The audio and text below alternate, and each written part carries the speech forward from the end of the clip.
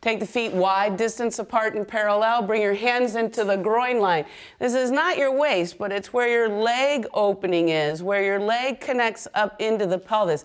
This hip joint has an amazing range of motion. It's a huge ball and socket joint. So we want to try and take our movement from the hip rather than the spine, which is very small, the vulnerable discs and very small joints. So move from the hips.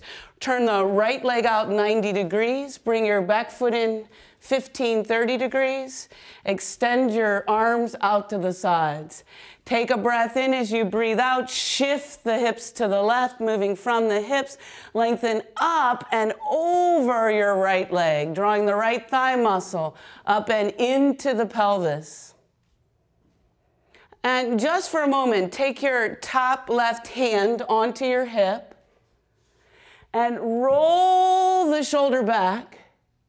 And then take your arm up. See if it's a little bit more comfortable. Continue to lengthen from the hip socket. So we move from that big ball and socket joint rather than from the waist. Try to stay out of your toes. Bring the weight, that's right, Jan, into the balls and heels of your feet. And breathe. The right leg side of the pelvis comes forward, the buttock bone coming forward. The left leg side of the pelvis comes back. Spine stays long. Good. And inhale, bring yourself back up. Take your feet to face forward. Turn your legs to the other side. Left leg turns out 90 degrees. Back foot comes in 15, 30 degrees. The arms are extending out to the sides. Torso, pelvis stays facing forward. Inhale, lift the spine up.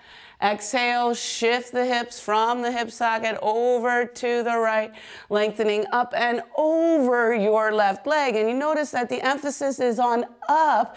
The spine lifts up and out of the pelvis to lengthen over the left leg. Try and stay out of your toes. And what I mean by that is we get kind of grippy with our toes. And when we grip with the toes, then we're not really onto the ball of the foot. We're into the toes. So try and reach into the base of the ball of the big toe, base of the ball of the little toe, inner and outer heel. So come into this part rather than your toes. Robin, lift your toes. Lifting your toes will release your toes and show you that maybe you were gripping the toes. Then after you lift the toes, you can release them down again, keeping the arch lift and keeping your weight into the balls of the feet, the four corners of the feet. Kevin, you're gripping a little bit with the back toes. Good. Inhale and bring yourself back up. Take your feet to face forward. Bring your hands onto your hips. Fold forward, please. Pasarda Padottanasana. Widespread foot, intense stretch. Feet parallel. And whatever version of this posture you would like, you can grab opposite elbows and let your upper body flow forward. You could interlace your fingers behind your back and stretch your arms towards the ceiling or towards the front of the room. You can keep your hands on your hips and the shoulders up onto the back side of the body. You could grab your toes if you like, and you might be able to make something else up too that would be all right and appropriate.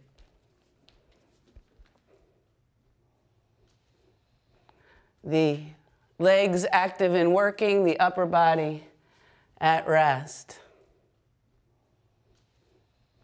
This version that Robin's doing here is sometimes helpful for people who are on keyboards a lot, doing a lot of keyboarding because it stretches the wrist, it flexes the wrist in the opposite direction of what you may be doing all the time. Also helpful if you've done a lot of downward facing dog poses. Walk your fingertips forward if you went deep. Bring your hands up onto your hips. Stand strong into your feet. Inhale and bring yourself back up. Walk or jump your feet together, please. Tadasana, mountain pose.